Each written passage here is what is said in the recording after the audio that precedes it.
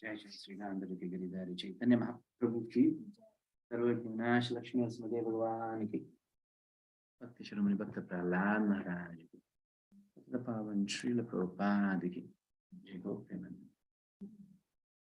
Thank you, Prabhuji. Hare Krishna to all. Warm welcome to the Bhagavad-Gita session day 2 once again. So today we are starting with chapter 1, which is observing the armies on the battlefield. So in this here, Dhritarashtra has some questions to Sanjaya. So Prabhuji will explain in detail. And before we start the session, just check your name that is appearing. Instead of device name, you should have a proper name. You can do that by clicking the 3 dots on the hovering onto your name and changing that to a proper name. And stay away from any distraction for the next 1 hour or so. Keep your distractions away. Try to switch on your video wherever possible, because that will give you more focus to and grab more things, giving the better attention. Thank you, Prabhuji. Hare Krishna. Thank you, Prabhuji. Hare Krishna. Once again, welcome to all. And today we'll be starting from the first chapter, observing the armies on the battlefield of Kurukñetra. As I have seen yesterday, we should have some mercy of Guru and Krishna to understand this transcendental knowledge. So we start with prayers. Chanting the Mangalacharan prayers creates the humility within us. We become very humble, and actually this is the way the knowledge passes. It's something like a river. How the river water passes, where there is dawn, it just passes towards that. The same way, when you're having some egoistic thing that I can understand by my scholarly knowledge or anything, then definitely you may not be able to understand this. You should take the humble position, pray to the spiritual master, the Lord, please manifest this divine or the transcendental knowledge within my heart. Just by this prayers, you'll be able to understand. Okay, now let us start with prayers. Please fold your hands and chant along. Om Ajnanatimmirandasya Jnananjana Shalakaya Chakshurunmilitam Yena Tasmai Sri Gurave Namaha. Nama Om Vishnupadaya Krishna Preshtaya Bhutale Srimate Bhaktivedanta Swamin iti namine. Namaste Saraswate Deve Gauravani Pacharine Nirvishesha Shunyavadi Paschatya Deshatarine. Jai Sri Krishna Chaitanya Prabhu Nityananda Shri Advaita Gadadhara Srivasadi Gaura Bhakta Vrinda. Hare Krishna, Krishna Krishna, Hare Hare, Hare Rama, Rama Rama, Hare Hare. नमो विष्णुपादाय कृष्णप्रेष्ठाय भूतले श्रीमते जयपताकस्वामिनिति नामिनि नमाचार्यपादाजितकृपपदाय गौरगतदामद नगरग्रामत्कर्णे मुखं करोति वाचालं पङ्गुं लङ्घयते गिरिमत्कृपादमहं वन्दे श्रीगुरुं दीनतारिणं परमानन्दं माधवं श्रीचैतन्यं ईश्वरम्. Okay.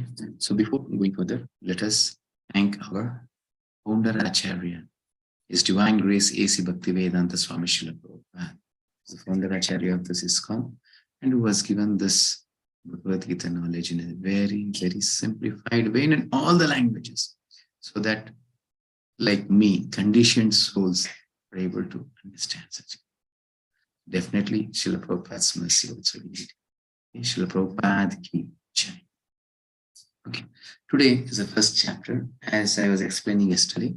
So, just to try to understand one verse of Bhagavad Gita, you need at least 1 hour.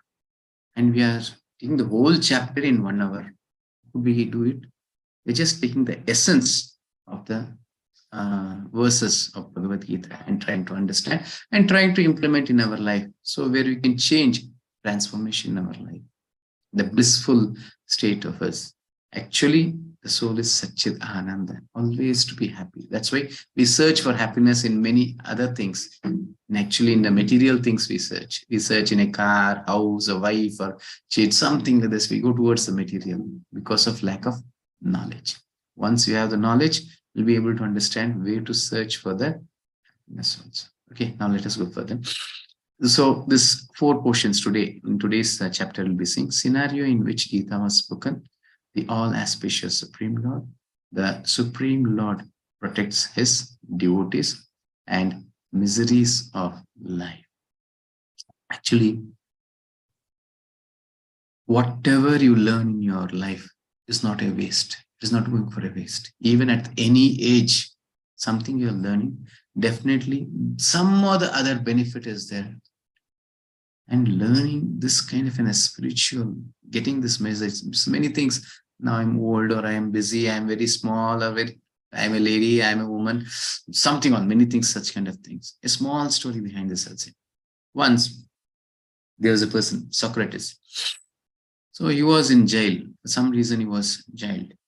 And the next day, he's been sentenced for death. On the night, a co-prisoner, he was playing his flute. Socrates requested him, can you please teach me this flute? And he started laughing at him. Arey Baba, tomorrow you're going to die. And today night you're asking to teach you this flute. What's the use? He says, at least at the time of my death, I'll be happy that I've learned flute. You're able to understand?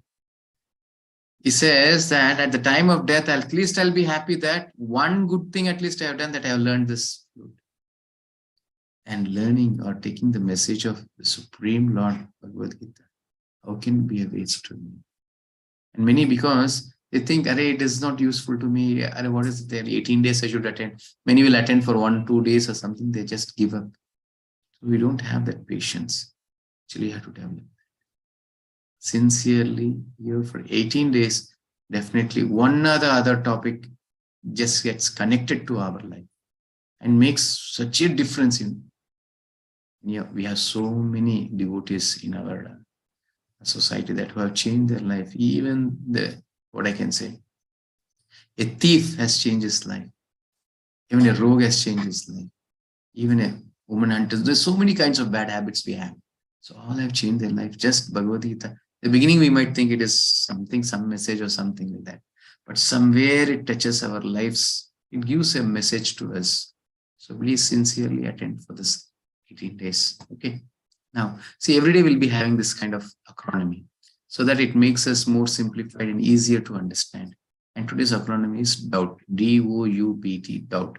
So today we'll be seeing Dhritarashtra and Duryodhana's mindset, then ominous result, uncertainty, bewilderment, and turning point. This is the first verse of Dhritarashtra Uvacha Dharma Kshetre Kurukṣetre Samaveta Yuyotsavaha Mamaka Pandavaschaiva kimakurvata Sanjaya. Actually, we may not be able to understand the complete verse by reading of our own. That's why this kind of message has to be taken. There's a process, as I said. Guru, Sadhu, Shastra. The scripture should be taken from the sadhus. Sadhus is nothing but it's a parampara where there is a guru and disciple, spiritual master and the disciple parampara, guru sishya parampara. And finally, a guru who personally teaches us. Guru, Sadhu, Shastra. Only by this we'll be able to understand the intricacies or the internal meaning of the verses. And yesterday I was saying, and that person should be a devotee. Bhaktya mam abhijanati yavanyashmi tattvat. Not that everyone can explain the Bhagavad-Gita, but everyone, a person who is a very scholarly, who has made his PhD or something, he can explain. No, Krishna will never reveal to him, or he will never manifest in his heart. And only if he is a devotee, is taken the shelter at the lotus feet of the Lord, then he reveals. Krishna says, Tesham satayuktanam bhajadam priti purvakam dadami buddhi yogam tamena mam upayanti te. As a Paramatma residing in the heart, he reveals the knowledge. Buddhi yogam tamena mam upayanti. He gives the buddhi yoga. Not to everyone. So that's why I made everyone to chant. I don't know how many have done your chanting. Just by chanting, that means you're accepting the Lord. Just by doing this, a small process, you'll be able to understand this intricacies. So okay. Now let us see. This is only one verse. I'll take a little bit more time. Then later part we'll go to the Dhritarashtra Uvacha. First here it is said Dhritarashtra. Dhritarashtra is asking the question to whom? To Sanjaya. You know about Dhritarashtra? He was a blind person. He did not have eyesight. Then why he is asking this question? There's a small story behind this. So that is Kauravas, Duryodhana's father is. So he's 100 children and Pandavas, they are having a battle in Kurukñetra. And now he don't know anything about this. He want to know the message.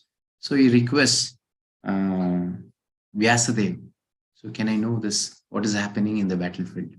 And Vyasadeva gives a divine vision to his minister Sanjaya, because he is a disciple of Vyasadeva. And he had all the qualities. See, even to take this divine vision also, we should have some qualities, qualifications. Without that, you may not be able to possess it.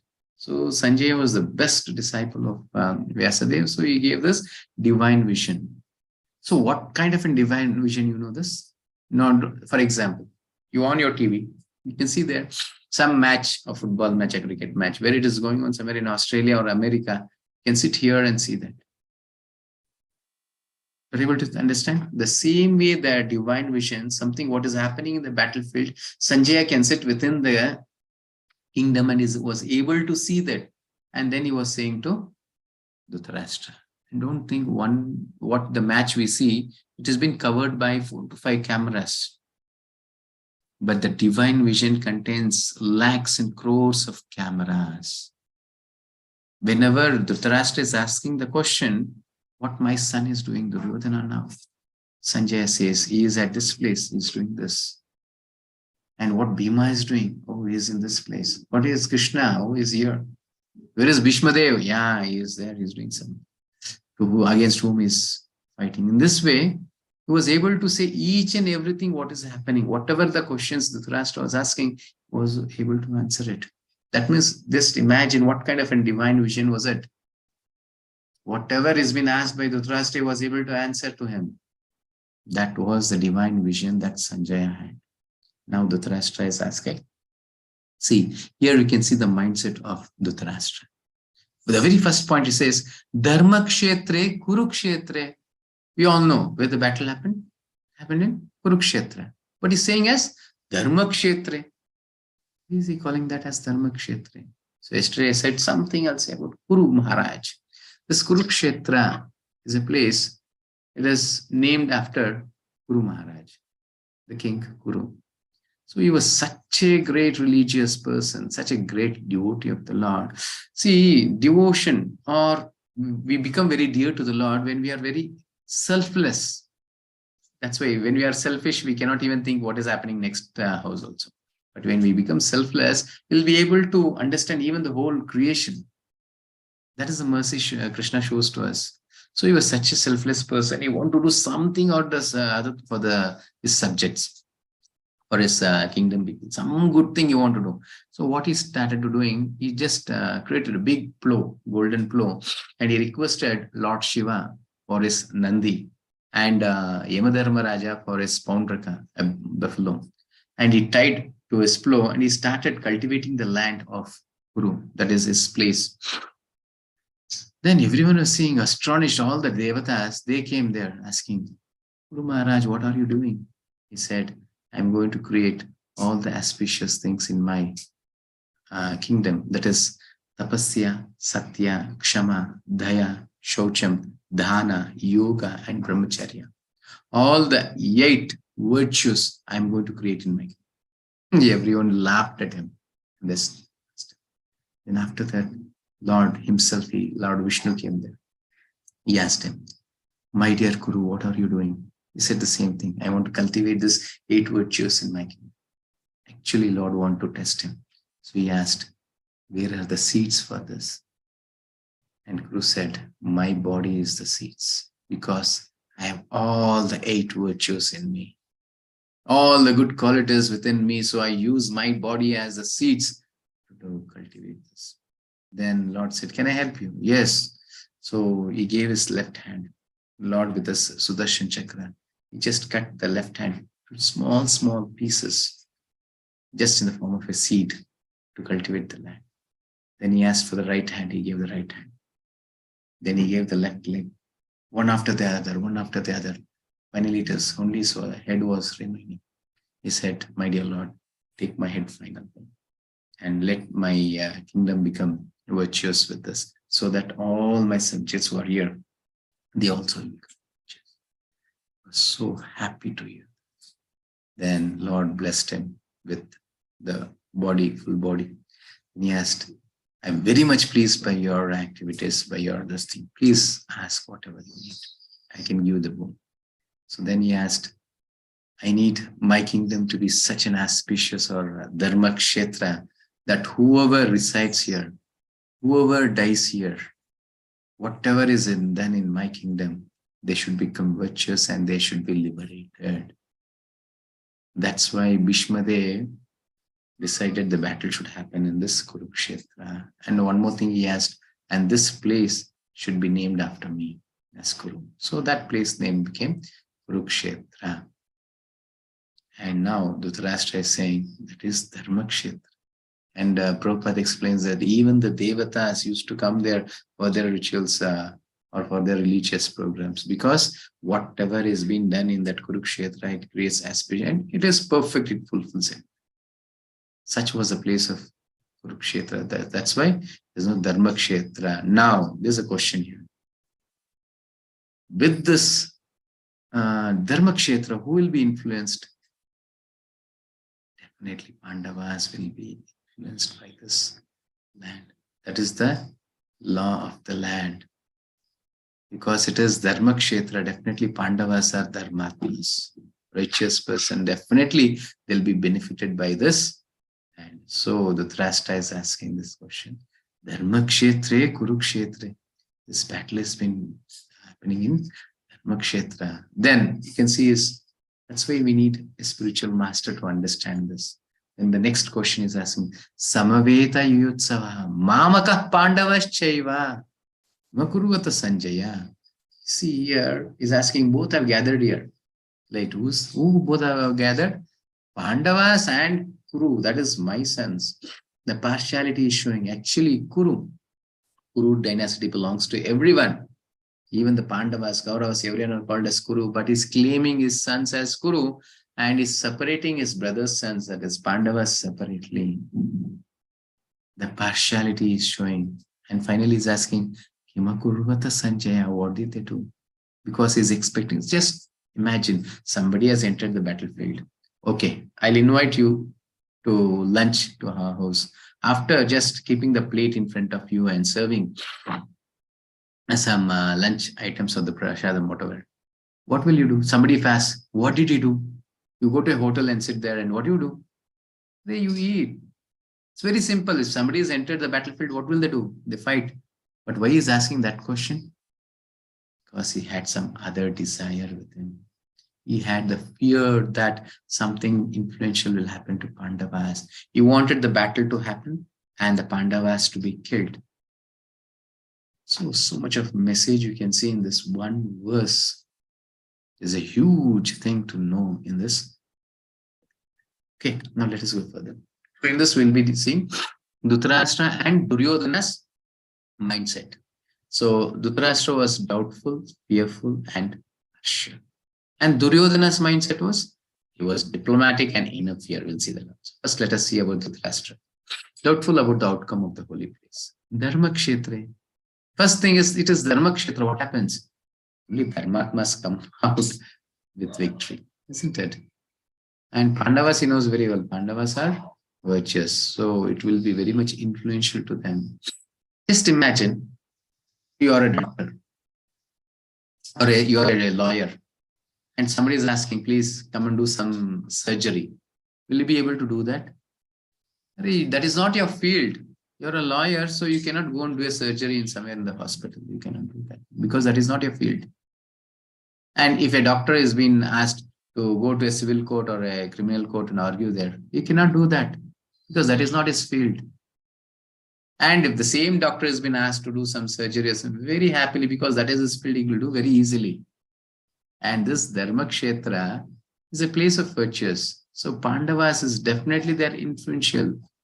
Easily they can have victory out of this land's rule or the Kurukñetra is sacred place, pilgrimage, holy influence, compromise, dharma, law of land. And it might influence compromise also. You don't want that to happen.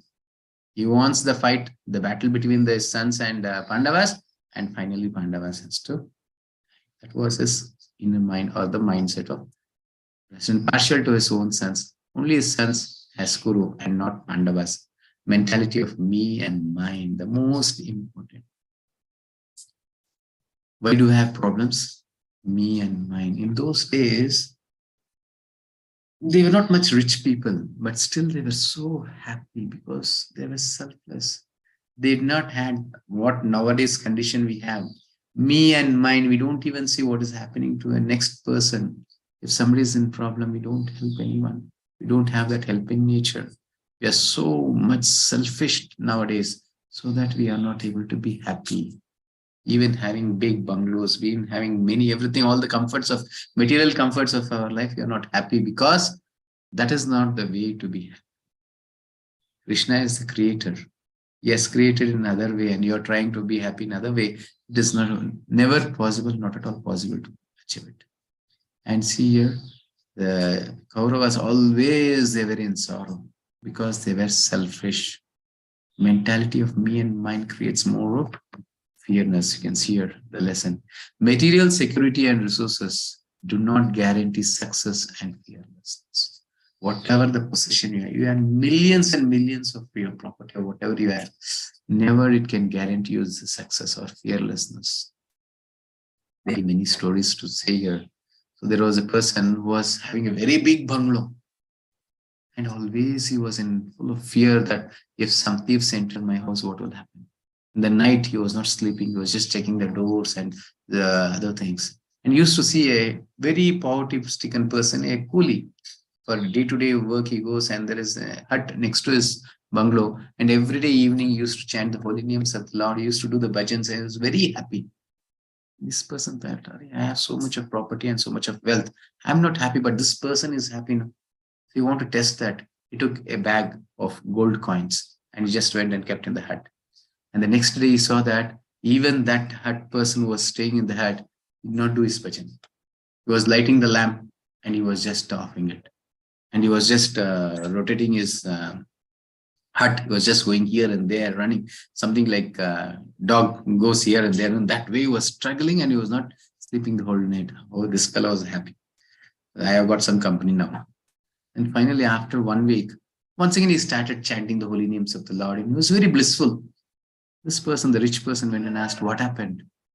And he said, I don't know, some fool had kept 1 bag of gold coins in my hut. For 1 week, I was just in such a great disaster that how to protect that gold coins, how to protect that. I was not able to chant the holy names. I was not able to be happy.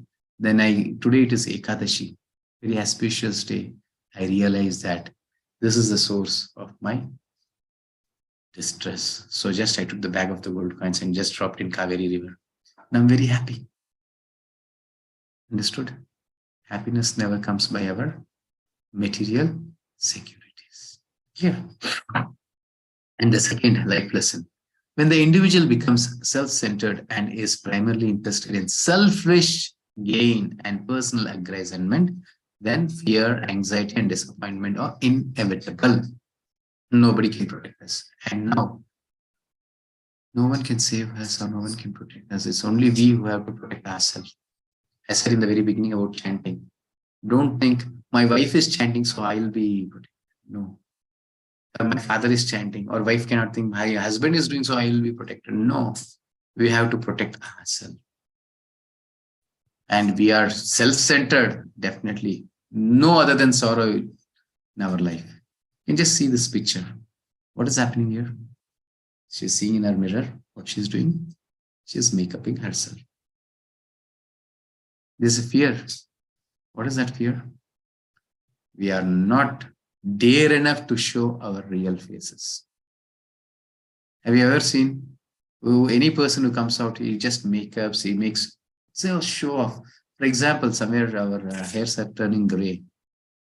Is anybody dare enough to show his hairs? No. We color the next day. So what happens? There is a fear. There's an anxiety. I should cover my face. And always there's a disappointment. This is what creates.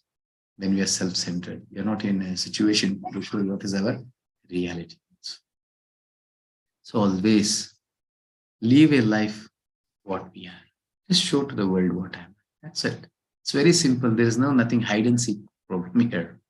Something we are showing which I'm not. And today's world is just running behind that. We want to show that I have a car, I have a house, I have this, I have that, taking more than my limitations, the commitments, taking a loan where I'm not able to clear the EMIs, something leading such kind of a life and suffering day after day, day after day. And just continuing with, as a heritage, you continue with our children also the same thing. Such is the life we are leading now. It is said in, I don't know English words, I'm not able to say, chape iddastu kaal chachbe. That means how much the mat you have, only so much you have to stretch your legs. If you try to snatch this thing mat to our leg size, it gets torn. That means our life also gets torn. Just try to live a simplified life, simple life, it's happy. Okay, now you can see the Duryodhana's action. Diplomacy, inner fear. Paschaitam Panduputranam Acharya Mahatim Chamum Vyudam Drupada Putrena Avashishyena Dhimata. Another diplomatic person is. See the words. He's speaking to his spiritual master, Dronacharya. What is he saying here? Oh, my teacher, behold the great army of the sons of Pandu, so expertly arranged by your intelligent disciple, the son of Drupada. Actually, it was Dishtadyumna. Why is he naming as son of Drupada? Because there was a rivalry or enmity between this Dronacharya and Drupada. Actually, in the childhood, they were both close friends. So once Drupada had promised Dronacharya that if I become a king, I'll give you half of the kingdom to you. Later part, after when they became elders. And Dronacharya was a Brahmana, very poverty-stricken. And he was a Kshatriya. Drupada, he became a king. Then in this poverty-stricken, his wife Kripi requested Dronacharya, see, we are not able to feed our child, Ashwatthama, with milk. So why can't you go to your friend Drupada and ask for a cow? Yes, then Dronacharya thinks, yes, right. He had promised me that he'll give half of his kingdom. Why can't he give one cow to me? Let me go and ask. He went to that Panchala Desh. He went to Drupada. It was filled with many kings in that assembly. He entered there. Actually, the way he asked also was not so good, and even Drupada did not accept in the right way. He just went and asked that in the very young age, you had promised me that you'll give half of your kingdom, but I'm now very povertistic and not able to feed my son. So please, why can't you give me a cow? The way he asked also was not good. And Drupada was very disturbed with this. And he said, what kind of a person are you? You're claiming me to be your friend. Actually, friendship will be in equals. But I am a king and you're a povertistic and Brahmana. And you're claiming that I'm your friend. Get lost from here. He just insulted him and sent from there. And that grudge was within the heart of Dronacharya. Then he became the spiritual master of this Pandavas and Kauravas. As a Guru Dakshina, he asked that, please make that Drupada to come to my feet. And Drupada was not an ordinary person. So he was a disciple of Bharadwaj. So such a great warrior he was. So when this Kauravas, very easily they were defeated. And then Arjuna, he goes, and there was a Chakravyuh. He just broke the Chakravyuh, entered, and he just captured Drupada, dragged him to the lotus, to the feet of his spiritual master. He was very happy. And then he said, Drupada, you had given the word that you'll give half of your kingdom. Now the whole kingdom is at my feet. But never I'll miss my word. I'll give 50% of your kingdom. Half the kingdom you go and rule. And he gave half of the kingdom to his son, Ashwatthama. Then this grudge of the enmity started developing in Drupada. Now he wanted to take the revenge against his friend Dronacharya. So he did a yajna, asking for a son who will be able to kill Dronacharya. Dronacharya is the son of Bharadwaj, not an ordinary person. So he was not able to fight. So he just made a yajna, and in that yajna, it was Drishtadyumna. From the fire, it was Drishtadyumna who came out of it. And to go near the Guru, one wall is standing. That is his disciple Arjuna. He's a great archer of the whole world. So how to bend him now? So he needed a daughter. So he once again did a yajna for Draupadi. And Draupadi, so that Arjuna can become his son-in-law. He married Draupadi to Arjuna. And in that time, there was no better spiritual master than Dronacharya. Then Drupada brought his son, Drishtadyumna, to Dronacharya to teach all his martial arts, what all he had. Here is the quality of a Brahmana. And Dronacharya very well, he know that Drishtadyumna has taken birth only to kill him. But he imparted all the knowledge that he had. He took him as his disciple. And he taught all the weapons, all the secrets, everything, how to kill him also. Because Brahmana's qualities is dependent on the Supreme Lord, not on the material terms. He is not in the fear that somebody will kill me. Without the order of the Lord, who can harm me? That is the confidence a Brahmana is having. Brahmana is not a person who's having that janjwara or thread and he becomes a Brahmana. No, without qualities, no one can become a Brahmana. He was a great Brahmana.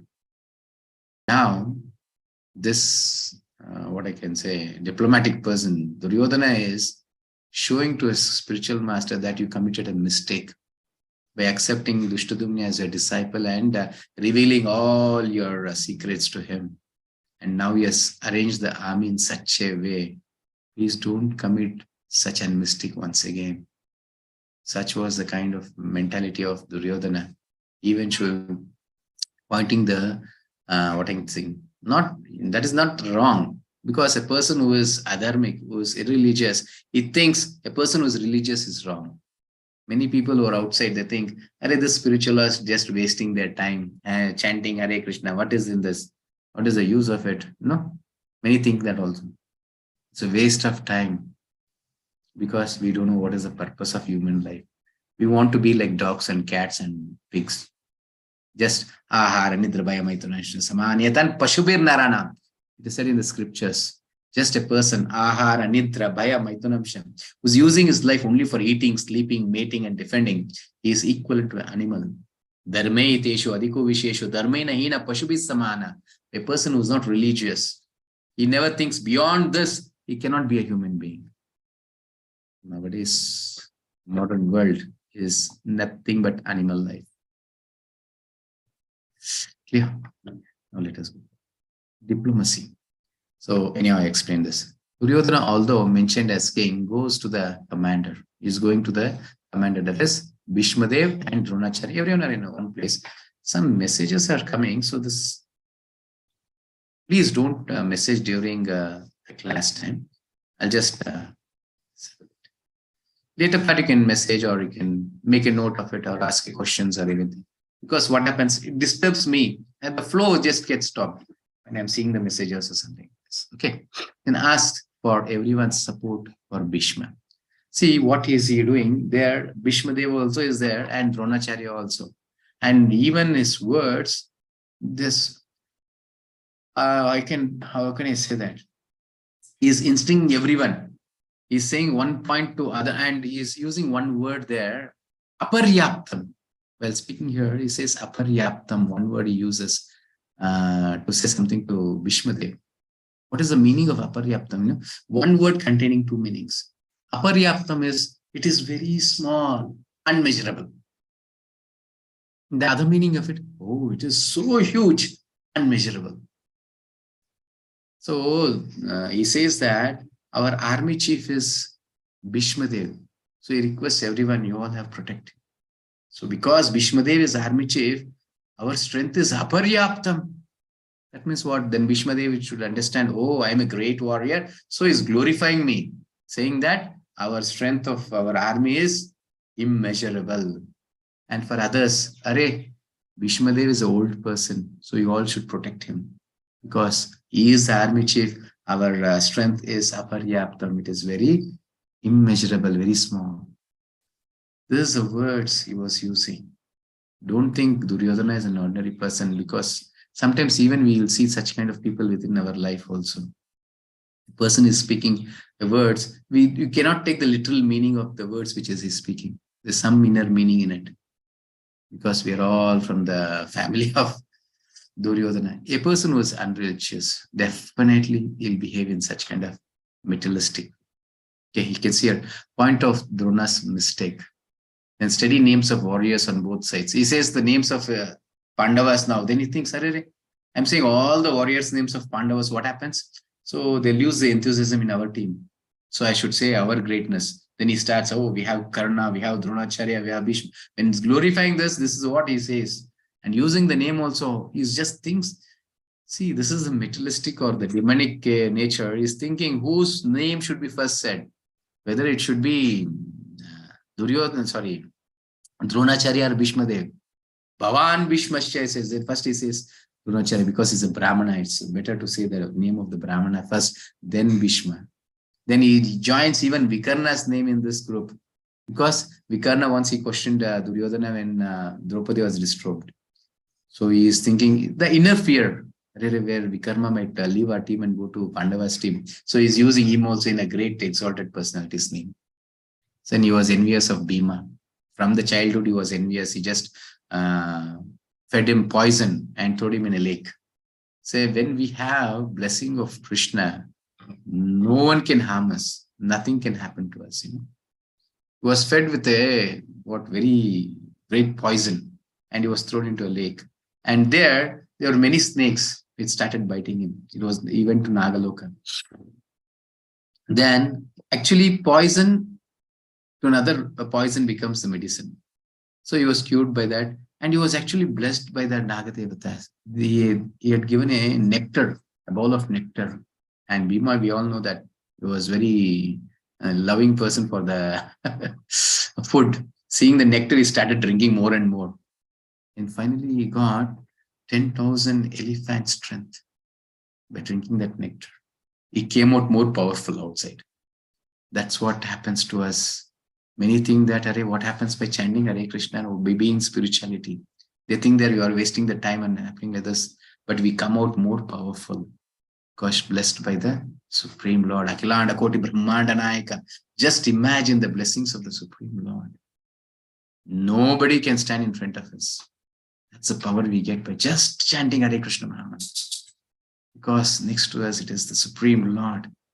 Whatever the challenges we have comes in our life, it becomes very easy. As the life of Pandavas, they had only problems in their life. And always Krishna was with them. And you can see the final result of Kurukñetra. Even the Akshoinis, there was only 7 Akshoinis in Pandava's side, 11 Akshoinis in Kaurava's side. What happened? Then support for Bhishma. Let us go. It's here, the ominous results. We see this omens, have you seen? We say bad omen or good omen. We see now, this is all superstitious thing to be believed in this. We are very intelligent people. No? We think nothing to be. No, that's all true. In those days, when we are going outside, some cat comes in front. What they do? They sit there in a house, come back, sit in a house, drink a glass of water or something. Then, actually, those days, the omen, actually, Lord, the nature shows us there is something bad is going to happen in your life. Please be for a minute. In the same way, the good omens also shows us. Now this is a good time for you. Yes, carry on. Whatever you are going to do in your life, it multiplies to many times. In this way, these omens, in those days, it was very natural for them. They used to see the nature and lead a life accordingly. And the rain, there's 13 kinds of rains. It is said as Mungaru Male, Tunturu Male, Bittana Male. There's so many things. Actually, they used to live the life with the nature. And now we are just spoiling the nature. Nowadays, only one kind of rain, it's something like tsunami. We cannot see a better rain than.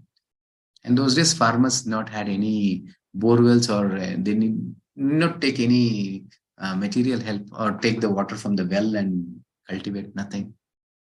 Actually, they had a Brahmana or a Pandita, they'd go to him and ask when to seed. He said, this is the day. This the day is good for seeding. You go and seed. They go cultivate and seed. The next day, there'll be Tunturu Male or Bittana Male. The rain, I'm saying in Kannada words. So it's Bittana Male, they say. So the rain, just it comes like a flowers, sprinkle on the seeds. Then when the seed sprouts, there's another rain comes, Mungaru Male, something like that. So there's no need of cultivation also. He just keeps the seeds and comes and sleeps in the house. Automatically after the 3 months or 6 months, he'll just yield the big profit. Nowadays, struggling our life, working like donkeys from morning to night. Still, we are not able to lead our life, struggling. We are not living with the nature. Actually, nature is nothing but Krishna has given us. You can see here the omniscience result. Let us go through. First point, religious place. We all know this. Because it is Dharmakshetra. Definitely the victory will be towards Pandavas because they are righteous. Then Krishna's personal presence confirms victory. And Krishna is there. Who is he? Akhilanda Koti Brahmana Nayaka, the supreme personality of Godhead. The Lord himself is in the side of Pandavas. How could there can be any defeat? Then transcendental conscience. You'll see here in further coming. The conscience was transcendental. When Duryodhana requests Bhishmadev to blow the conch, the Bhishmadev blowing the conch, it was something like a roaring of a lion. And it was so powerful, but there was no impact on the Pandavas because they were very strong. They did not have any fear because Krishna is next to them. Krishna is there to protect. But the conscience of Pandavas, when that was blown, all the Kauravas' heart was shaken, was shattered like anything because they had with full fear. Before the battle started itself, there was a omnious this thing that was showing that bad results, that definitely there will be defeat in the Kauravas' side. Before the battle started. Because Panchajanya and Devadatta, so many conchals and conchal of Krishna, it was a divine, transcendental thing. And please don't try to understand with our material words. Never we are experienced anything transcendental in our life. Start chanting Hare Krishna. We'll experience that to fragment, small portion of transcendence we'll try to experience. It's so blissful. Then you search for it like. Still in our life, we are not experienced any such kind of a bliss or some divinity in our life. We don't know. We don't experience that. We don't know that. What is it? Once you experience that, even if I ask you give up this chanting, you don't be a devotee. You cannot do that because you experience the taste. Okay, the next point, presence of Hanuman. Hanuman is there, so definitely there is a victory. Who's Hanuman? Hanuman is a great devotee of the Lord. Actually, he was blessed. Actually, once what happened, Bhima, on the request of Draupadi, went to Kailas to get a flower. as we already know, Bhima is with the power of 10,000 elephants. He was going in such a roaring or such a powerful way. He was not taking a left or right turn. Anything comes before him, just throws away. On big trees, that just pulls out. He uproots it and throws, and he just goes. That way was going. All the wild animals were scared of Bhima and were just scattering in the forest. There was one monkey, old monkey, lying down with his long tail. Bhima saw this. I should cross this monkey's tail. He thought that it will be an insult to him. He's asked, monkey, take out your tail. And that monkey said, I'm old enough, I cannot take this. Take my tail and keep to the side and you can. Then he was not happy with this. So then Bhima thought, okay, you are so proud of yourself. I'll take this tail now and just rotate and throw you away. He took his left hand and tried to pick the tail. He was not able to do that. On the other hand, he has his mace. He kept it side. He took two hands. In both hands, he tried to lift the tail. He was not able to do that. He gave his full strength. That is 10,000 Gajabala, it is said. He took and he wanted to take it out. He was not able to do that. Then he understood. It is none other than Hanuman. He gave a posted obeisances to that monkey. Please reveal yourself. Then Hanuman revealed him. And he was, because both are brothers, both are sons of Vayu. Then he blessed him with a boon that I'll be sitting on the chariot of Arjuna because Krishna is there. Wherever the Lord, I'll be there. I'll be on the flank. How will I help you? See, during the battle, Bhima, who is doing the battle? They start screaming. And he said, when you are screaming, the voice of yours will be joined with my word. And it said in the battle, just by the screaming of Bhima, many soldiers' heart attack. Their heart was broken. Just by hearing the screaming of Bhima. In this way, Hanuman was helping him. So my voice joins your voice. And all, that's what it is. Before the fight, before the battle has started, the omniscience result is showing that they will be defeated and definitely there will be victory in the side of Pandavas. Then Lakshmi Devi, goddess of fortune. Wherever there is the Supreme Lord, definitely there will be goddess of fortune. Lakshmi Devi never ever gives up, leaves the Supreme Lord. And there's a small pastime. This, Vamana Dev. Vamana Dev wants to take wants to go and beg with Bali Maharaj. So he just gave up everything. He was just what I can say, poor Brahmana, like want to ask a charity from the king. And he asked Lakshmi Devi, can you come out of me? Where is Lakshmi Devi? Always resides in Vakshasthala, the heart of the Lord. And she says, no, never I can give up. So I'll be sitting in the heart. You can just cover your chadar or anything. Okay, fine.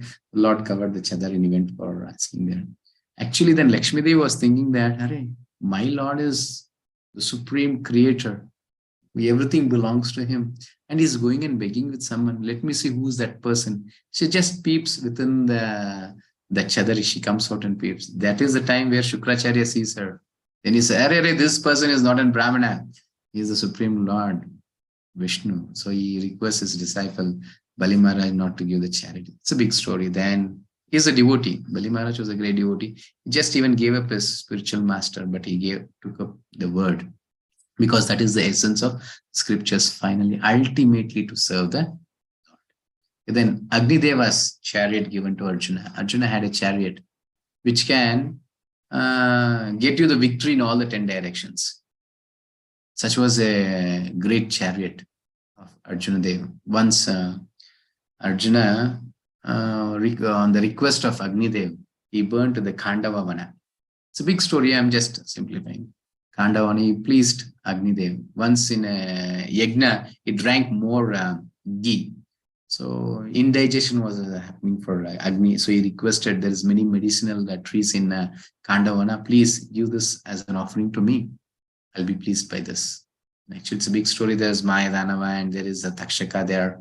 And finally burnt that.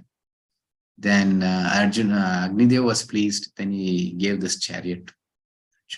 Okay, there's many stories behind it. We keep on saying many things. Time is going up. Kesagosha datarashranam hridayani vidharayat navascha prithivim chaiva tumulo bhayanunadayan. The blowing of these different conch shells became uproarious, vibrating both in the sky and on the earth. It shattered the hearts of the sons of Dhritarashtra. This divine transcendental conch shells blowing was shattering the hearts of Dhritarashtra or the Duryodhana's team, because Krishna was in there, not in their side. We also have many appliances or many material securities in our life. But if we don't have Krishna in our side, always scared of everything. What happens next? What happens to my life? What happens to my child? What happens to my wife, my parents, my house, in this way. But when Krishna is with our side, there's no worries, no fear. See, Kaurava's hearts shattered. Pandavas, no shattering of hearts, confidence in Krishna. So it is said, this is the last verse of Bhagavad-Gita, where Sanjaya says, Yatra Yogeshwara Krishno, Yatra Partho Dhanurtaraha, Tatra Shrir Vijayo Bhutir, Dhruva Nitir Matir Mama. Wherever there is the Supreme Lord, the Yogeshwara, Lord Krishna, and his disciple or his devotees, never there can be any defeat. What all you'll get? Tatra Shrir Vijayo Bhutir, Dhruva Nitir Matir Mama. Wherever there is Krishna, the master of all mystics, and wherever there is Arjuna, the supreme archer, there will also certainly be opulence, victory, extraordinary power, and morality. This is my opinion. Sanjay is saying for Dhritarashtra this. And this is a message to us. So wherever Krishna is there, as we accept Krishna in our life, as we accept the devotees in our life, we'll be experiencing this all good things. That is the victory in our life. Automatically, no need to have a hard endeavor to anything. Automatically we'll have the victory. Extraordinary power, that is spiritual power, not our material arm power.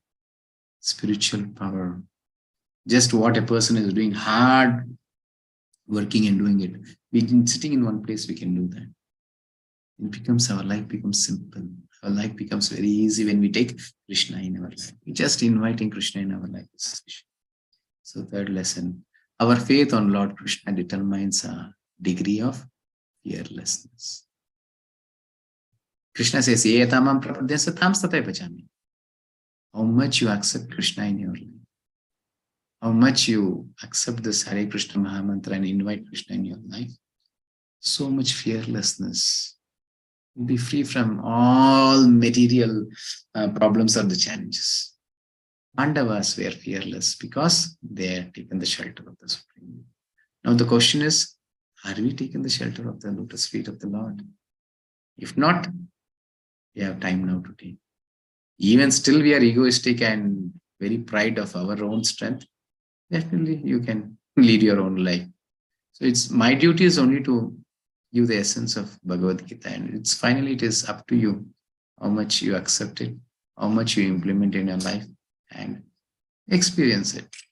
Nothing you're going to give to me for this. Take it to your life and experience it. Just chanting one round is sufficient. 10 minutes. The Lord has given everything to us. And we shouldn't be so selfish. Even to give 10 minutes to the Lord, we have to think several times. Oh, should I chant? Should I chant? I'm so busy. Nothing. 10 minutes. Even for the second time, if you want to go to the toilet, you take 10 minutes. You don't say, I don't have time, I cannot go. No. We go. We spend our time for so much useless things. Why can't we spend 10 minutes for the Supreme Lord who has given everything? Whatever we need, he has provided us. Okay, now let us come to the topic. Uncertainty, hesitation to fight. Now Arjuna is becoming in a different way. He is not able to fight. Why? Tan samiksha sakaunteya sarvan bandhun navastitan lipaya paraya vishto vishidhanidam abravet.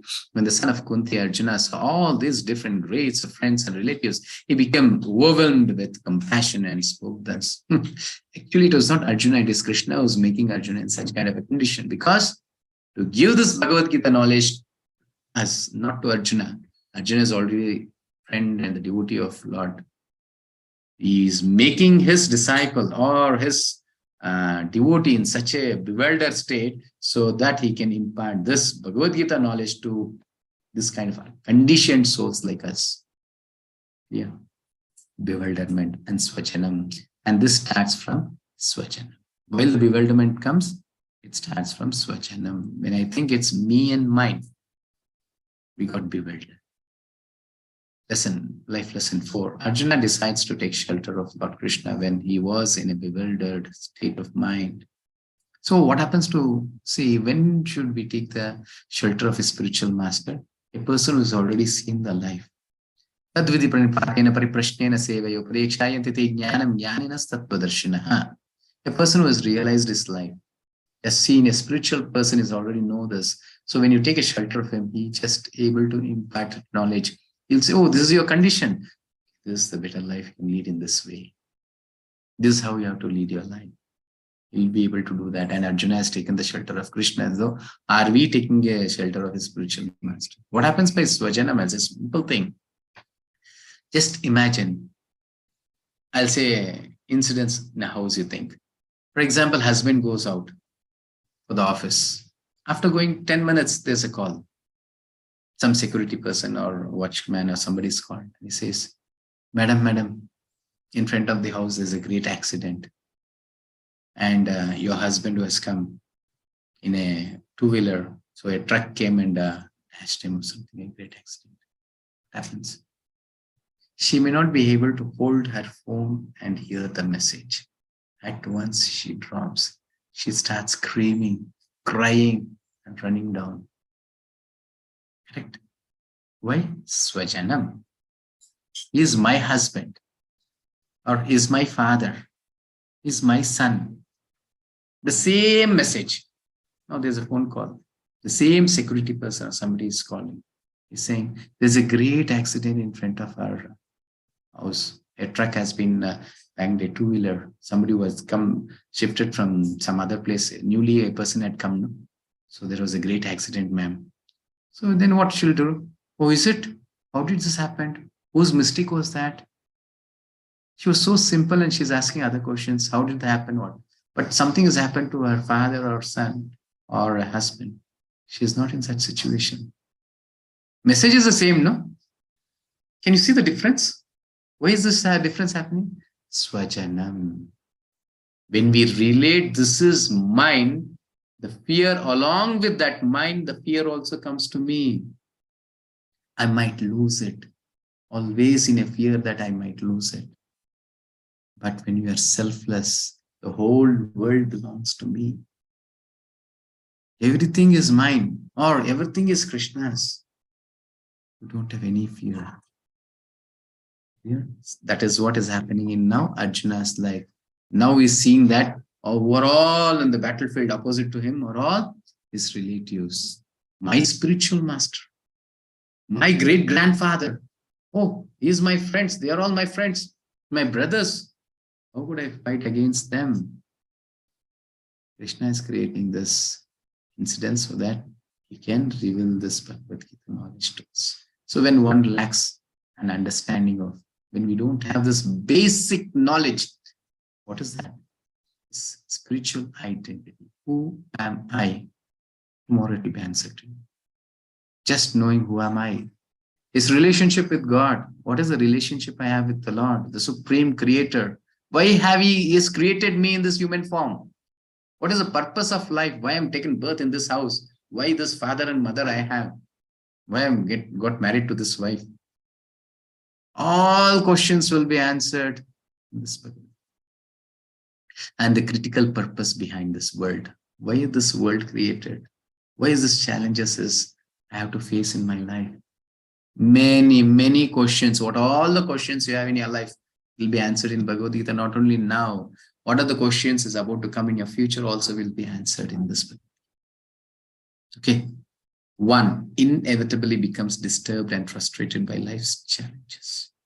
So I hope we're all gathered here. Some or the other challenges is there in our life. So somewhere definitely Krishna will answer all our questions.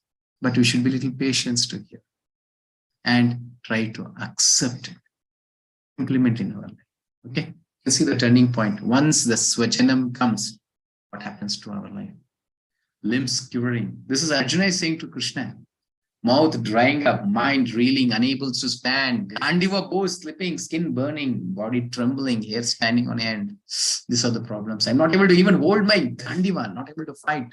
Such a great, world's famous archer, the topmost archer.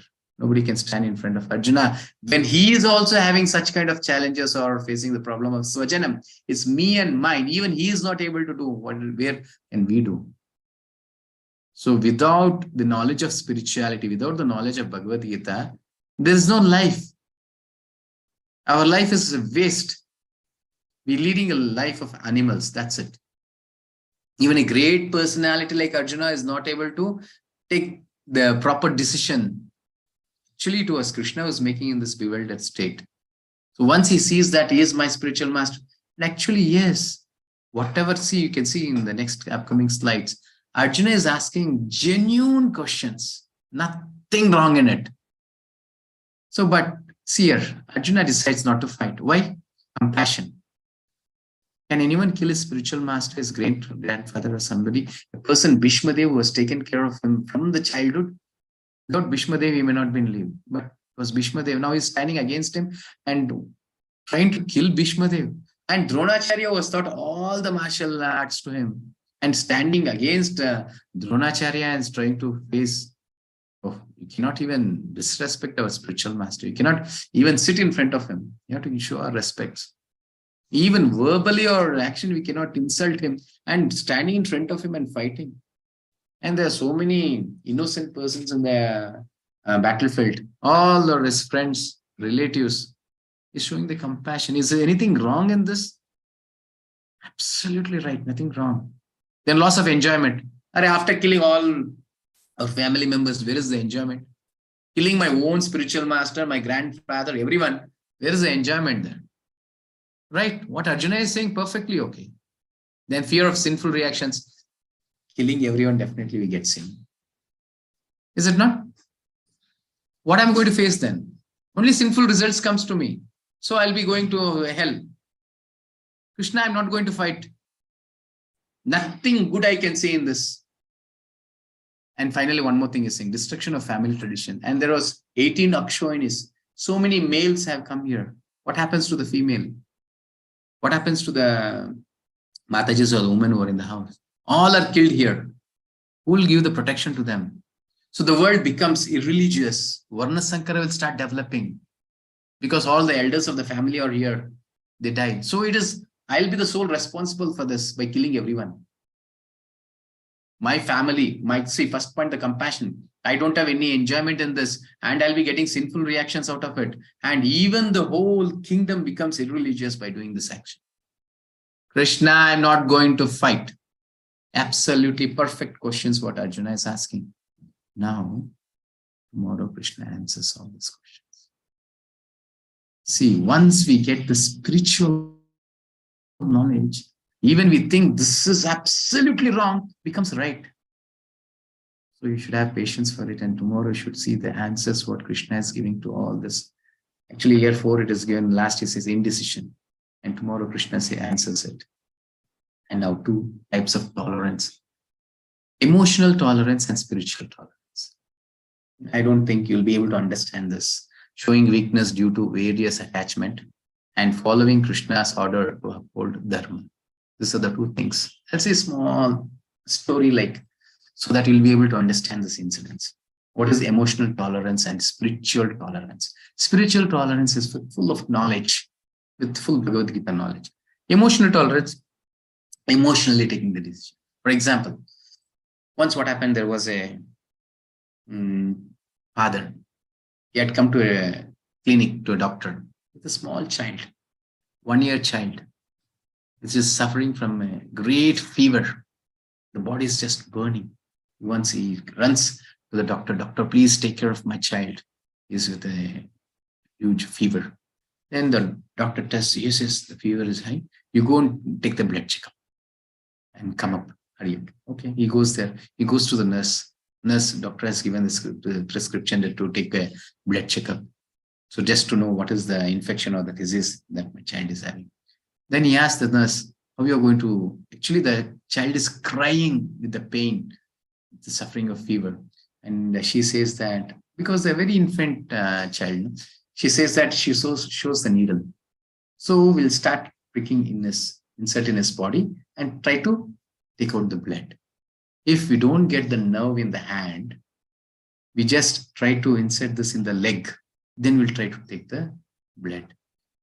First of all, the child is crying. It's suffering from the pain. And now such a big needle is to be pricked or inserted in the child's body. The father says, no way. I cannot give such a painful thing for my child. Let me not check. He just goes away. This is emotional. Spiritual tolerance. A father with intelligence, he comes, the same father is even having the intelligence. The explanation is being given by the nurse. He says, yes, why not? I know that my child will cry now with the pain. He's already having the pain. With more pain, he will cry.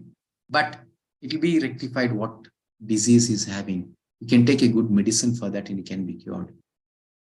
And after the blood checkup, for example, it's a dengue, chikungunya, something. So doctor prescribes some medicine and the medicine has been fed to the child. What happens? After a few days, he becomes okay. He's healthy. He's happy. But the very first father, what happened? He don't want to give problem to the child. Finally, he just lost his child. You're able to understand this? Some are taking some decisions which is painful also. It's good. That has to be taken from knowledge, not by emotionally doing something. And this knowledge has been given from Bhagavad-Gita. The Lord gives this knowledge where we can see the challenges of our life. We can take the decisions. Definitely for the present moment, it might be painful, but ultimately it gives good result. Waking up morning is a challenge. Definitely. It's very cold, I know. Chanting for 10 minutes, making our mind to be in one place, it's a great challenge. It's painful, but definitely, ultimately, it will be nectar. Whoever wants to experience the nectar, the very beginning, some struggle you have to take, some pain you have to take. In Kannada, it is said, Kai kesara adare bai mosaru, it is said. That means something. To yield the fruit, some endeavor has to be done. And now, by just giving this 10 minutes, you are going to achieve the Supreme Lord in your life. Why can't you give this 10 minutes? And you'll be able to, this great knowledge, transcendental knowledge will be revealed to you just by chanting that Hare Krishna Mahamantra. Why can't we give this 10? Okay, you don't have faith in this, don't have, fine. At least as a duty for 10 minutes, why can't you give that? Let me see what happens. As a challenge mode, at least you take. Give this 10 minutes to the Lord by chanting the holy names. Definitely you'll experience this. You'll see such a great difference in your life. Never ever you are experienced in your whole life. You'll experience that. And as an example, I am there. There's so many other devotees also that experience the same thing. Now you saw this Chandrasekhar Prabhu, Anil Prabhu, Raj Prabhu. All same like, not even me. Same like you all. I was thinking what spirituality, what Bhagavad-Gita, ordinary book. Why we need spirituality? Why we need Krishna consciousness? We are working hard. We are earning. We are happy with it. Because we don't know what is happiness. Foolishly we think that material things is happiness. No. We are not even, I don't know what, forget about experience. We don't even literally know what is happiness. Once you experience happiness, you become mad of it. You can see many spiritual people, they don't even wear the clothes, nothing, they're least bothered about material world. We think, hey, they're all mad people. They're in such a blissful condition. They are experiencing the Lord within them.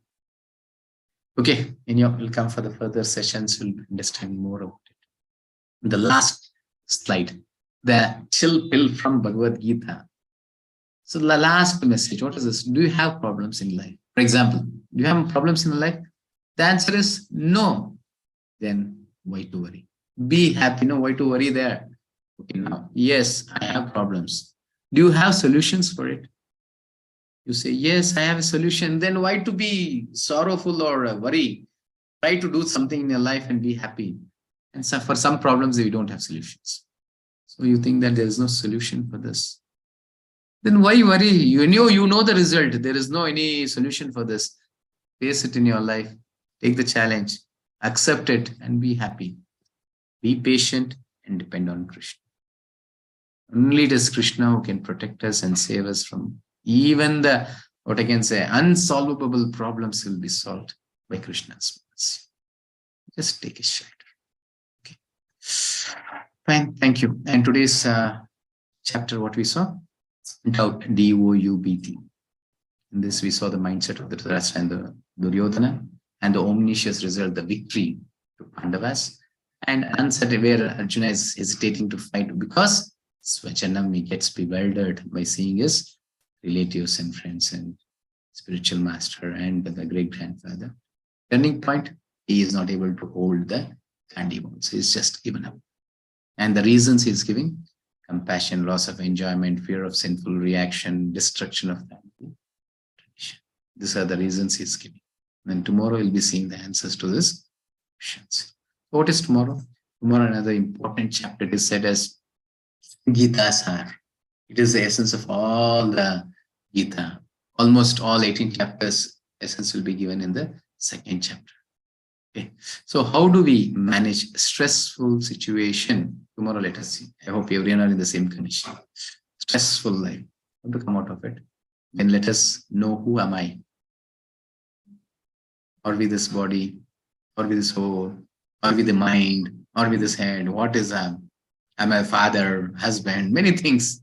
So tomorrow we'll know that. And two types of dharma. As soon as we know what am I, we'll have two dharmas, our duties, what we have to do. And permanent happiness. Permanently how to be happy. Krishna gives the formula. Okay, let us wait for tomorrow. And now there's a quiz in the group. Now the quiz link has been posted. Please do attend. I request each and everyone to attend. After attending all the 18 chapters, you'll get a certificate. Even if you don't need any certificate, please do attend. You'll be able to revive your knowledge, what you have heard in this class. And at least you can realize what is the answers to the questions. Don't think about the marks, how much you're going to get. Just attend it. Even if you get 1, 2, 3, also fine. 10 and 10 you get, it's more great.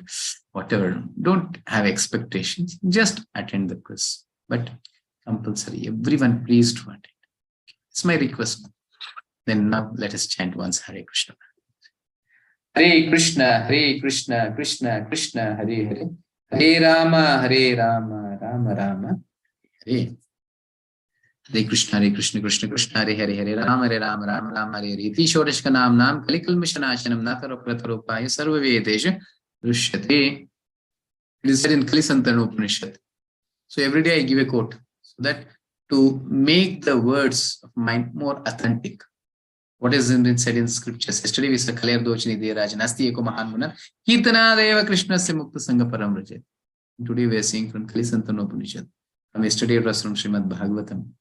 Iti Shodajaganam Nam Kalikalmashanashanam. This 16 syllabus Maha Mantra, what is there? It is Kalikalmashanashanam.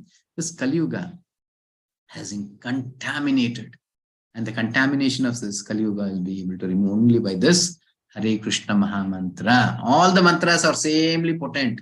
But for example, if you go to a pharmacy, there's hundreds of medicines, but your disease is indifferent. You have only one medicine there. And the disease of this Kali Yuga can be solved only by one mantra, that is Hare Krishna Maha Mantra. That means all the other medicines are waste? No. All the medicines are potent and powerful, or is having the same strength as this Hare Krishna Maha Mantra, but that is for the different disease. That is for Satya Yuga, Treta Yuga, Dwapara Yuga, something like that. Not for this Kali Yuga. And for this Kali Yuga, it is only Hare Krishna Maha Mantra. Nataro Parataro Upaya. This is actually Brahmadeva. He is saying to Narada Muni, there is no other alternative for this. Sarva Vedeshu Drishyati. Even you search in all the Vedas, all the scriptures, you cannot find a better mantra than this. This is ultimate. Actually, Narada Muni goes and asks Lord Brahma, my dear father, what happens to the people in Kali Yuga? They're all manda sumanda buddhiyo. They're all illiterate. They are manda. You see, our intelligence. Now we hear after this session, we cannot remember everything. In those days, there was not even a books, They go to the Gurukul and sit there. Whatever the spiritual master says, they'll just hear that. Everything is stored in their mind. Nothing they'll forget. Even after hundreds of years, they can remember, oh, this is the day my spiritual master told, so I have to do accordingly. Now, we take in notes, we make so many things, and just turning the page, we forget. That's why Narada Muni is saying, Mandas Manda Buddhi. So who can protect them? Then actually, Lord Brahma says, Harer Nama, Eva Kevalam, Kalau Nasteva, Gatil Anyat. Harer Nama is the only solution for them. Then he says, Kali Yuga products, there are hundreds and millions of Harinama. Which mantra should they chant? They don't have time. They are less intelligent. They are less lifespan. Please give a better mantra to them. Then Lord Brahma says this mantra. And he says, Sarva Vedeshu Drishyati. Even you search the whole scriptures, you cannot find a better mantra than this for this particular Kali Yuga. Clear? Yes. This is Lakshmi Narasimhadev, Gandharva Giridhari. And if you have any questions, please do raise your hands. And I request everyone to ask questions. Without asking questions, you may not be completely perfect. You cannot understand, because having some doubts, it is something like a demon. It makes us to go away from it. Or you cannot have a perfect understanding. If you have some questions, please do ask. Okay, raise your hands. So before that, let us see the announcements. Okay, Hare Krishna. Hare Krishna. Thank you, Prabhu, for wonderful explanation. So, as you said, from today onwards, quiz link and feedback link will be shared in the group to all of you. So, whoever attends the quiz all 18 days will get a certificate, irrespective of what score you score there.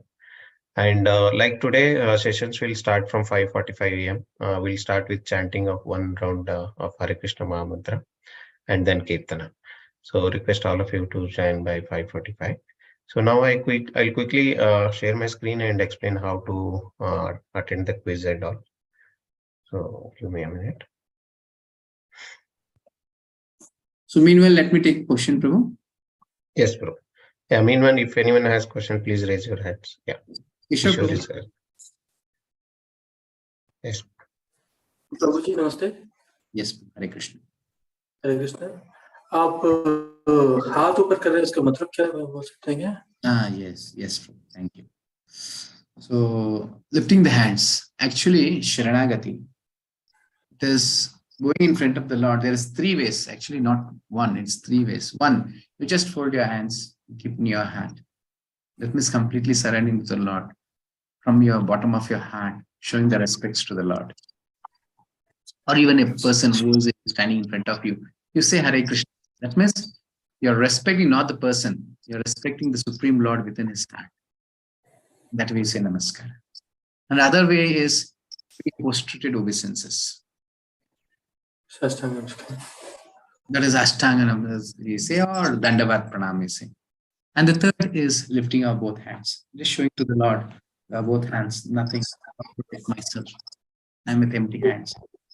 Nothing I can do by myself. I'm completely surrendered unto you. And taking his names, calling him for help.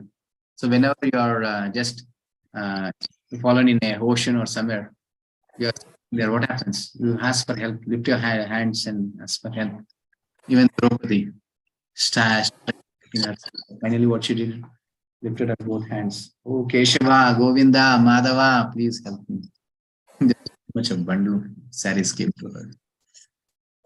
Because that is the way we just lift our hands and pray.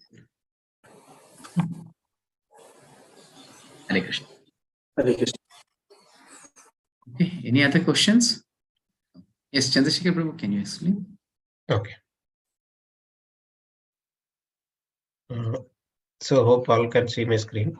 So in your you will see a link, like quiz link is there. First one is quiz link. Second one is a feedback link. So when you open quiz link, you will have you need to enter name, contact number, and email address. I'll quickly do that so that you can. And this name and mobile number should be consistent with what you want on your certificate. Every day you need to mention the same name and mobile number to avoid any duplicates and all.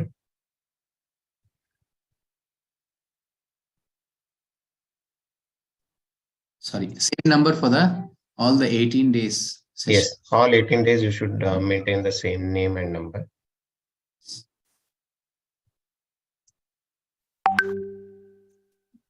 So when you go to the next screen, so you will get question 1, 2, 3 kind of things. There will be 10 questions every day. So I'm just selecting kind of guesswork. So even though you score 0 also, you are eligible for certificate, but you need to attend all 18 these days. Okay.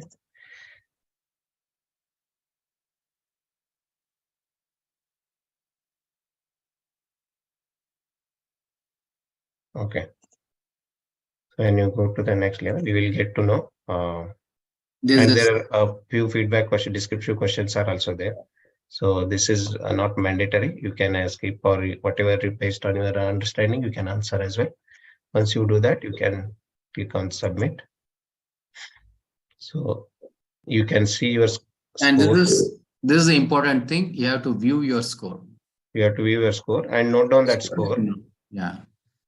Because that score you need to enter in another form, which is feedback form. Right? So we can show other thing. The answers, right and wrong, also they can check there. Correct. So once you submit and view your score, you will see the score like 3 of 10 points. And you can see each question has if right is there, then it is tick mark. Otherwise, you will see the correct answer there. The correct answer for this is D.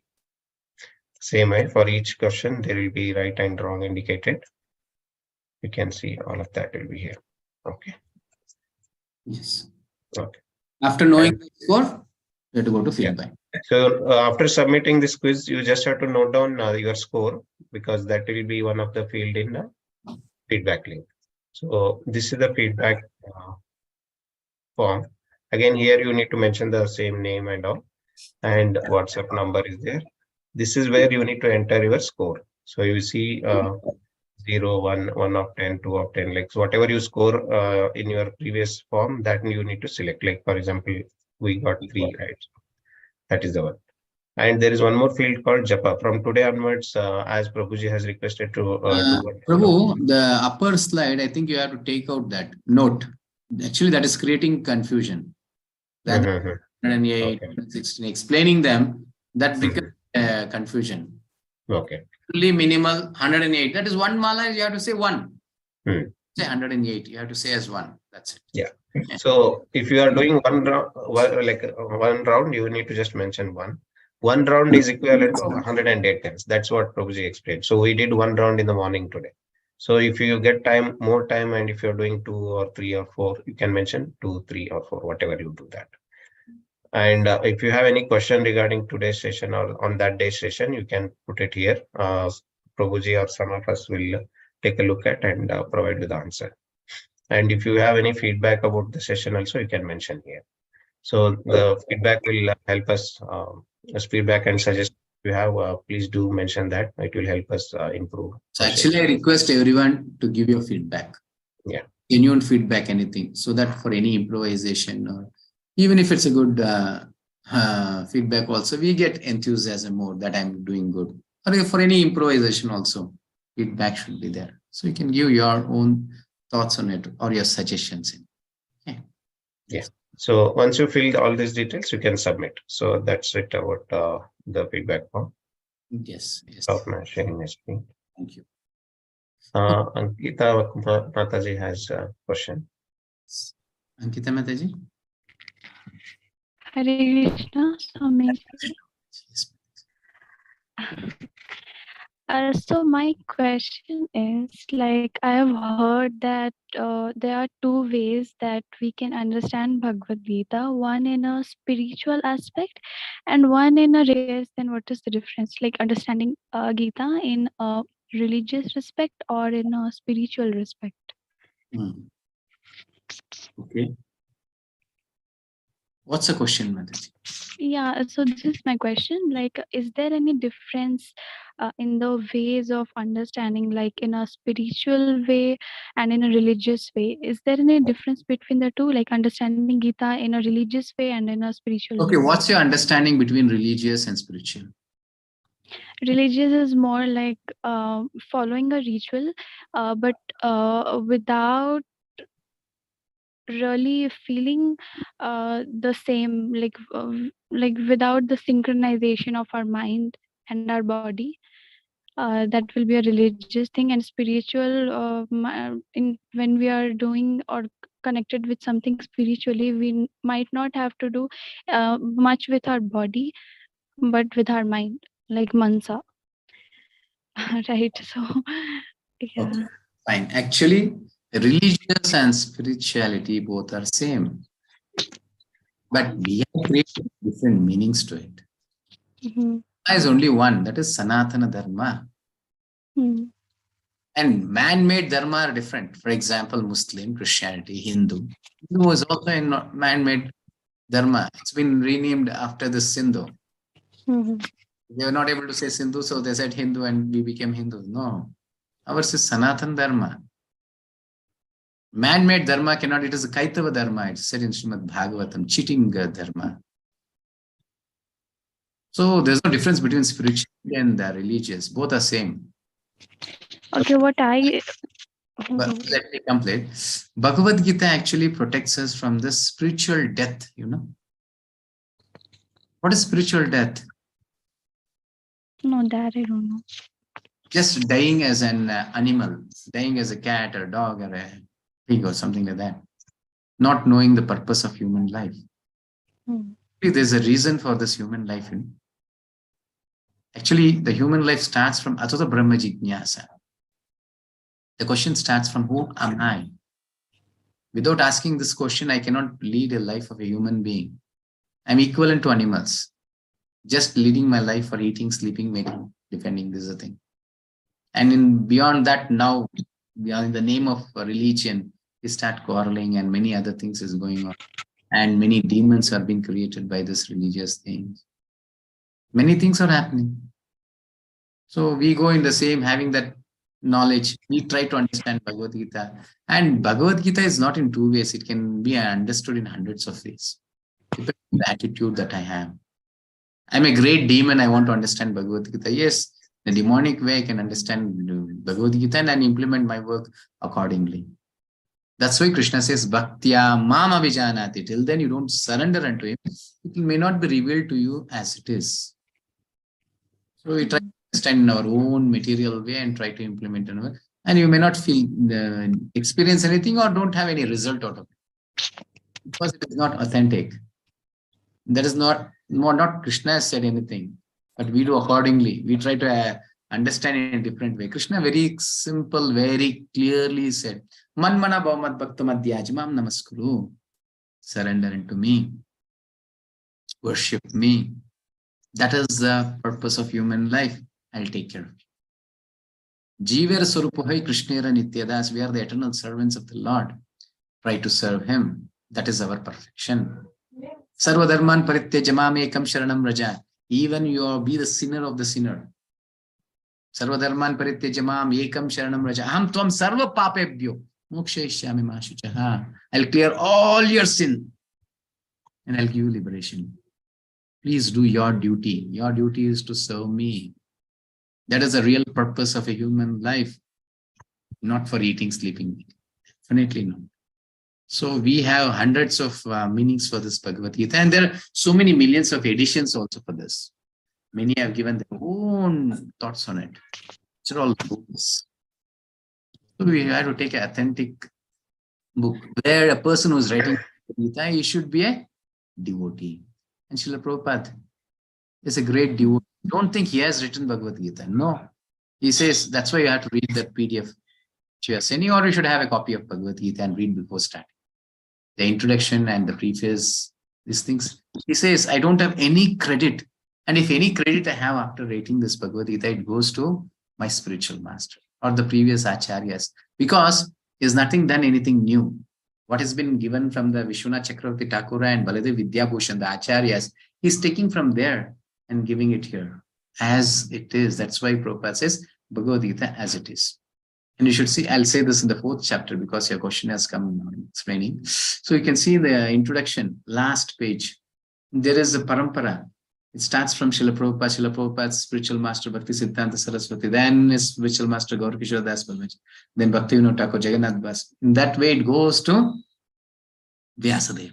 Vyasadeva is Guru, Narada Muni is Guru, Brahma, this knowledge is coming from Krishna.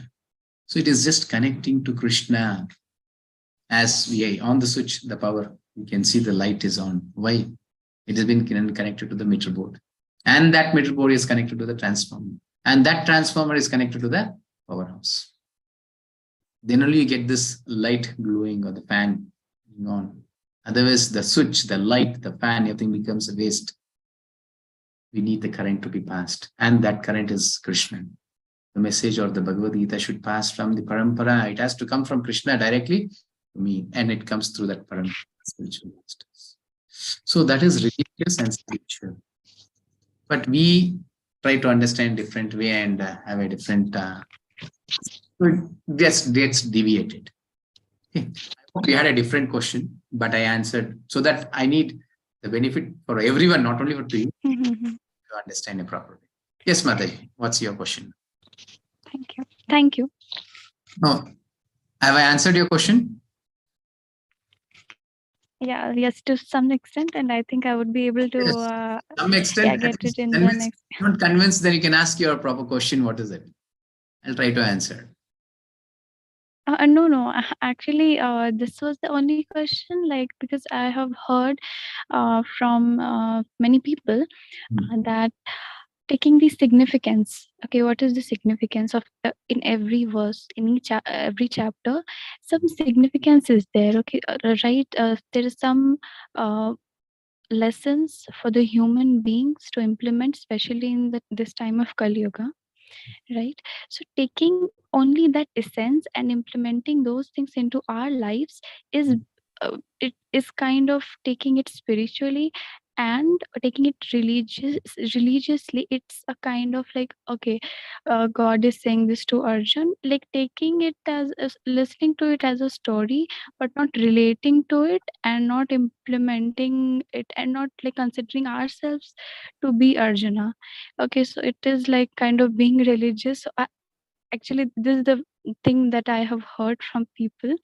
So this was my question. That is it so like really these two ways, Actually, not there is no yeah. spiritual or material, Mataji. There is no religious or spiritual, because everything is the same. When I see, if I become the center point, the concept, the concept itself is wrong. Just I'm covered with my face, and I think which is not true is to be true. Then who can? You are pretending to be sleeping. You are not sleeping. Who can come and wake up you? Isn't it? So here, selfish things. It is to me. Then definitely there is problems, and that is material. When I take the reality, so to whom the whole world belongs? Mataji, I have a question to you. To whom it belongs? God. Yes. The Supreme. The house?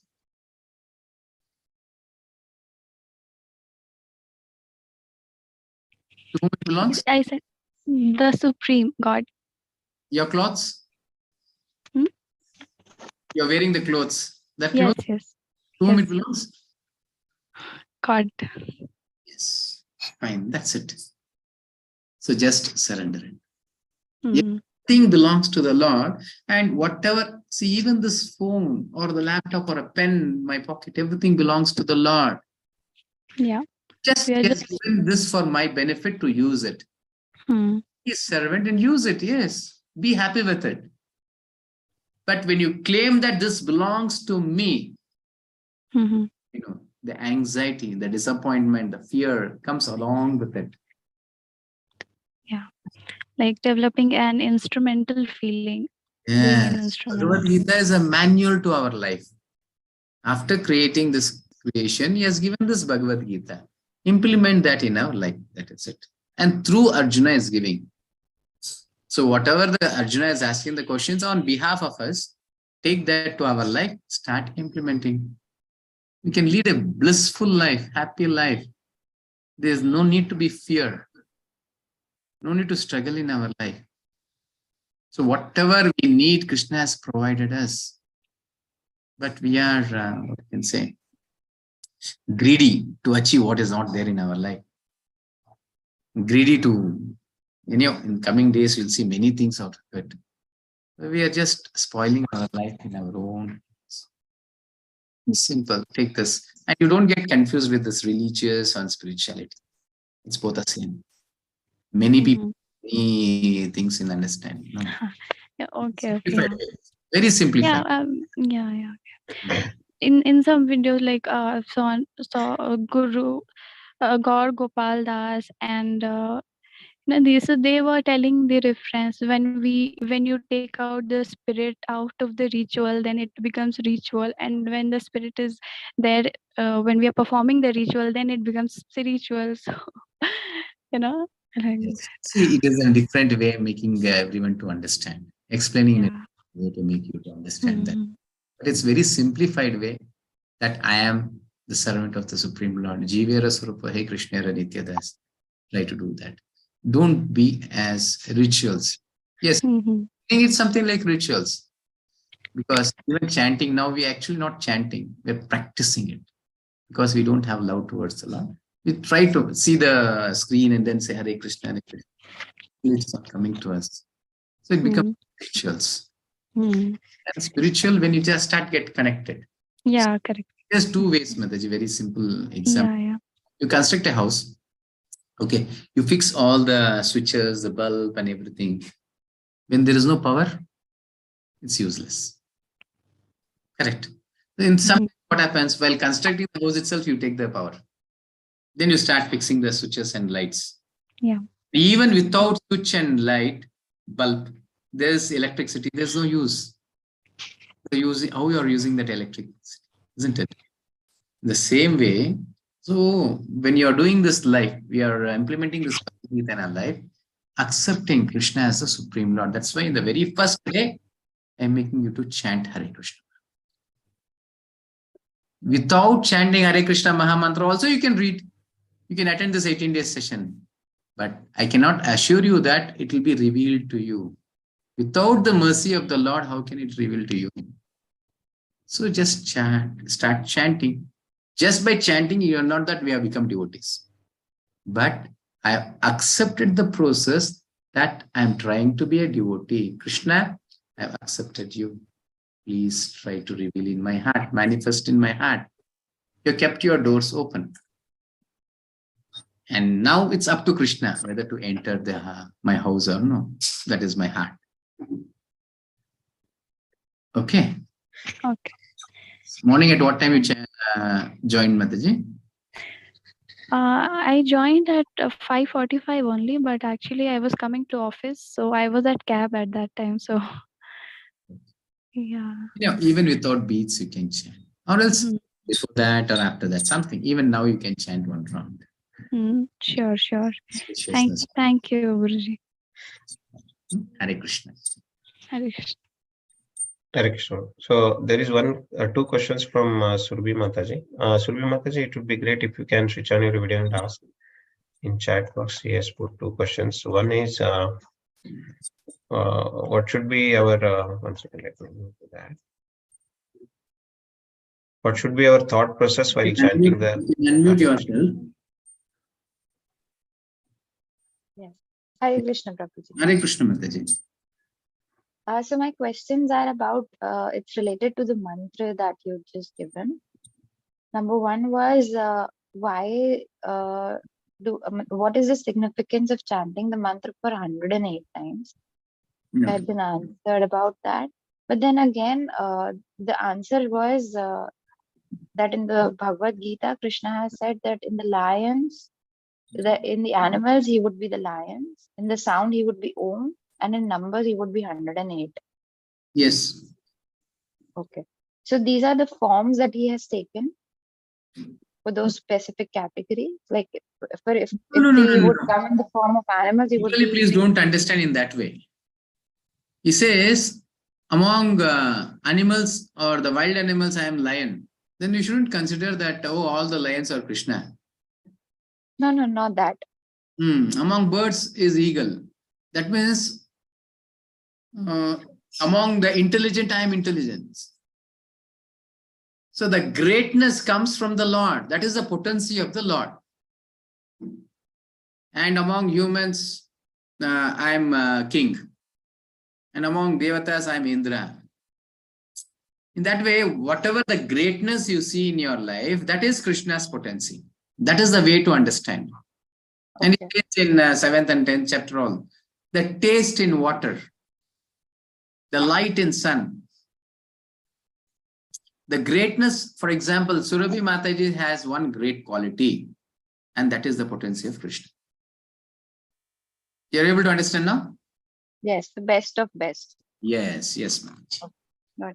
So while chanting the mantra also, should we have a focus at some particular place, or the meaning of word Krishna or something like that? Yes, definitely. But for the time being, it's only chanting, Mataji. Okay. Time being, only chant louder so that you can hear. And Shravanam is more important. That is the basics of spiritual progress. Navayuddha Bhakti, it starts from Shravanam. Shravanam, Kirtanam, Vishnu Pada Sevanam, Archanam, Mandaram, Dasyam, Sakyam, Atmanivedam. It starts from Shravanam. Hearing is more important. So later part in coming days, whenever you ask this question after 7-8 sessions, I'll explain you the meaning of the Hare Krishna Maha Mantra and what you have to think, how you should be, what you have to meditate, all those things. Okay, because in the very first day, take up everything. You may not be able to do that. Now, even mantra you don't know, you have to have a screen. Anyhow, I'll request Chandrasekhar Prabhu to the group, the Panchatattva mantra and Hare Krishna Maha Mantra. You can see in the mobile and you can at least read it. If you're already chanting, it's fine. The beginners, at least if they don't know, at least they can see and start chanting.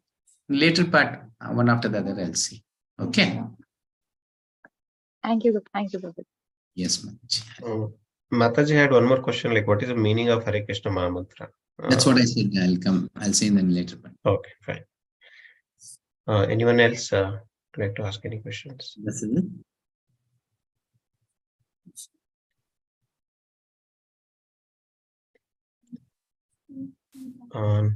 No more questions, I think. No questions, no, Prabhu? No questions. Prakash Prabhu has asked, how to avoid unwanted thoughts, Guruji? So Krishna says, Abhyasena tu kaunteya. Abhyasa, practice. Just wake up early morning, attend the sessions. Automatically, you give up other thoughts. Without practice, see, already you have some, not you, it's general term. We have some unwanted things in a pot. Just put the good things. By adding it, the unwanted automatically comes out. Sometimes we cannot make empty that. Our mind cannot be emptied. It's filled with kama, krodha, lobha, moha, mada, matsarya. You can't empty it. Just add good things to it. Automatically unwanted things comes. It's very simple. And it's a formula where Krishna says. Okay. Yes, Prabhuji. Okay. Chandrasekhar Prabhu, anything else? Nothing else, Prabhu. Yes, thank you. Okay, Hare Krishna. I thank each and everyone who have attended this today's session. So once we can chant Hare Krishna Maha Mantra and wind up. Hare Krishna, Hare Krishna, Krishna Krishna, Hare Hare. Hare Rama, Hare Rama, Rama Rama, Hare Hare. So now we'll have the option to unmute yourselves. You can unmute and say Hare Krishna once and leave the session. Hare Krishna, Prabhu. Hare Krishna, Hare Hare Krishna. Krishna, Hare Krishna, Prabhu. Hare Krishna. Hare Krishna. Hare Krishna Prabhu. Hare Krishna, Hare Krishna, Krishna Krishna, Hare Hare, Hare Rama, Rama Rama, Hare Hare. Mataji, Hare Krishna. Manas, Hare Krishna. Sweet Prabhu, Hare Krishna. Dear Prabhu, Hare Krishna. Nothing. Hare Krishna to all. Hare Krishna Prabhuji. Hare Krishna, Prabhuji. Manjunath Prabhu. Hare Krishna Prabhuji. Tirupati Raj Prabhu, Hare Krishna. Okay. Hare Krishna Prabhuji. Hare Kumari Mataji, Hare Krishna. Raju Prabhu, Hare Krishna. Hare Krishna. Chandrasekhar Prabhu, Hare Krishna. Hare Krishna. Thank you all for joining the session. We'll continue tomorrow with chapter 2. We'll start the session at 5:45. Thank you. Hare Hare Krishna. I'll end the session. Yes.